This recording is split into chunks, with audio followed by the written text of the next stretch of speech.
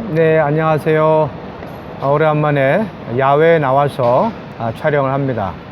오늘은 9월 6일 날 내용을 교통합니다. 오늘 우리가 10분을 투자해서 저와 함께 성경에 있는 사실과 영을 다시 만지는 시간을 야외에서 한번, 날씨도 좋아져서 야외에 나왔습니다. 사실 잠언서를 오늘 교통할 건데요.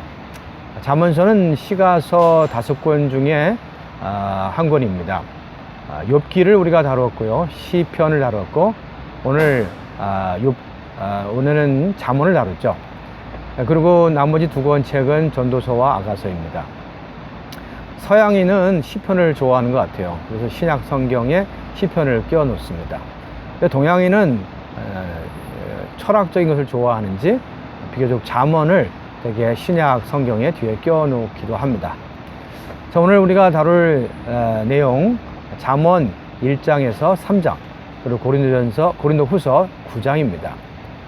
여기 잠언을 먼저 전체적으로 좀 말씀드린다면, 잠언은 어떠한 책입니까?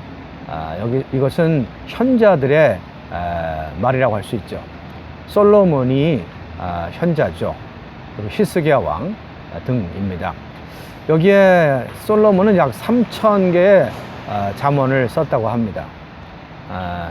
이 쓴 장소는 예루살렘으로 우리가 직접 사람들은 말을 합니다.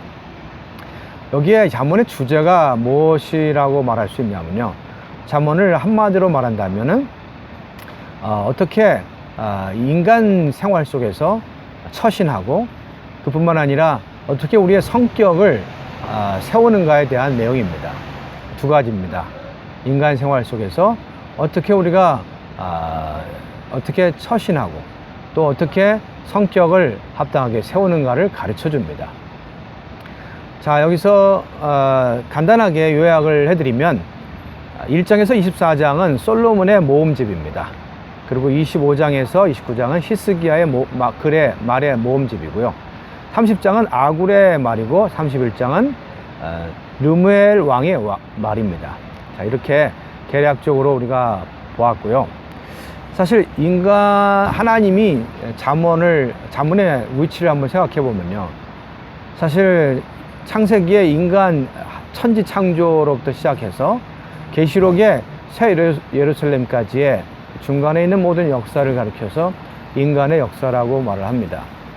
이 인간 역사 중에 특히 7세기의 히스기야 왕까지의 이런 역사, 이러한 히스기야 왕까지의 이러한 현자들의 글을 모은 것이 잠언서입니다. 이 잠언서는 정말 어디에 위치해 두어야 하는가, 하나님의 경륜에서 어떤 위치에 있는가를 정하기가 참 어렵습니다. 솔로몬 왕 때이기 때문에 율법이 반포한 그 시기라고 말할 수 있는데요. 그래서 어떤 사람은 이 잠언을 율법의 보충이라고 말을 합니다. 사실 하나님의 갈망은 율법을 통해서 우리에게 뭘 보여줍니까?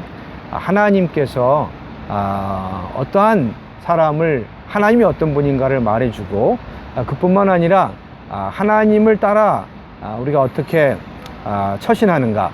율법은 사실 하나님의 속성에 따라 기록을 한 거죠, 정확하게 말하면. 근데 사람이 사실 하나님을 따라 처신하고 자신을 세워야 될 것을 요구를 하는데, 잠언서는 뭡니까? 바로 어떻게 처신하고 어떻게 자기를 세우는가에 대해 가르쳐 주는 것이 잠언서입니다. 그래서 우리는 잠언서가 율법, 특히 율법의 보충이라고 말할 수 있습니다. 자, 이어서 우리는 어떻게 합당하게 인간 생활 속에서 사는 그 원칙들을 잠언서에서 4가지 방면에서 볼 수 있습니다. 첫째는 어떻게 합당하게 생활합니까? 하나님을 경외하는 겁니다. 첫째. 2번째, 지혜가 필요합니다. 3번째는 무엇입니까?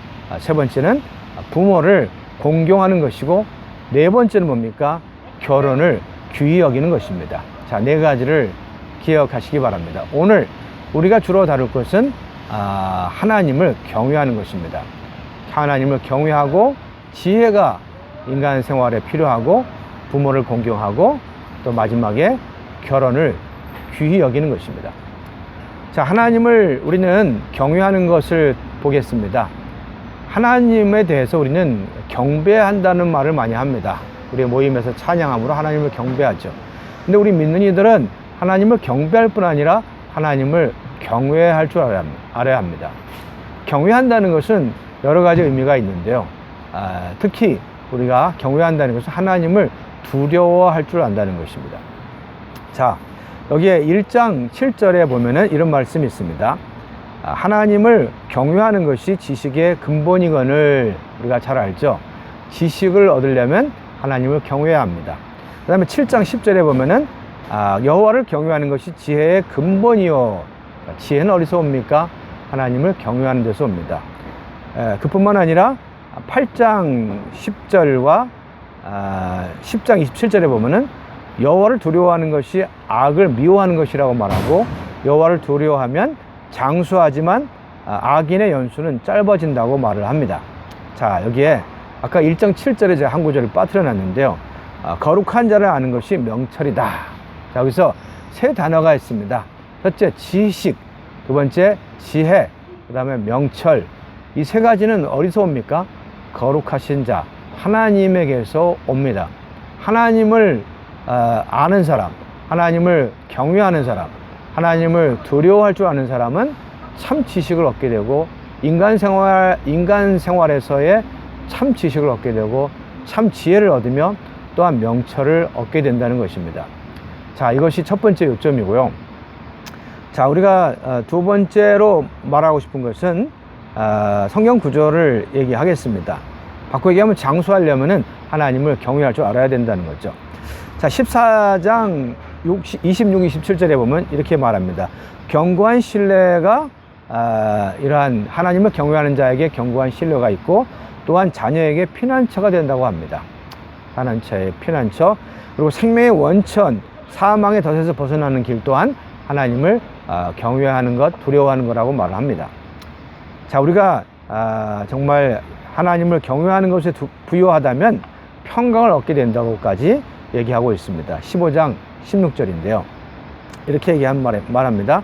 소유가 적어도 여호와를 두려워하는 것이 크게 부하고, 이로 인하여 번뇌하는 것이 보다 낫다. 자, 오늘날 사람들은 소유가 적어서 번뇌합니다. 노후 대책을 걱정하죠. 그러나 여기서 뭐라고 말합니까?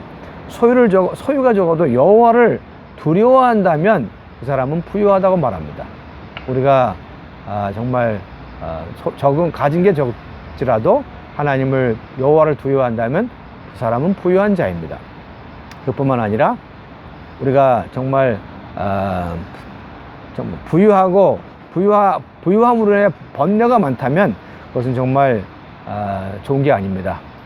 자, 여기서 여기까지 마치고요. 두 번째, 하나님을 경외한다는 것은 첫 번째 하나님을 두려워하는 것이, 두 번째는 하나님을 신뢰하는 것입니다. 3장 5절 6절에 보면은 너는 마음을 다하여 여호와를 신뢰하고 내 명철을 의지하지 말라. 자, 우리는 우리의 명철 똑똑하다고 생각하지 말아야 합니다. 여호와를 의지해야 합니다. 신뢰해야 합니다. 자, 세 번째, 하나님을 공경하는 것입니다. 자, 첫 번째는 하나님을 두려워할 줄 알고, 두 번째는 하나님을 신뢰할 줄 알고, 세 번째는 하나님을 공경하는 것입니다. 자, 여기에 9절 10절에 보면은 내 재물과 3장입니다. 3장 9절 10절. 내 재물과 내 소유물에 처음 익은 열매를 여호와께 공경하라.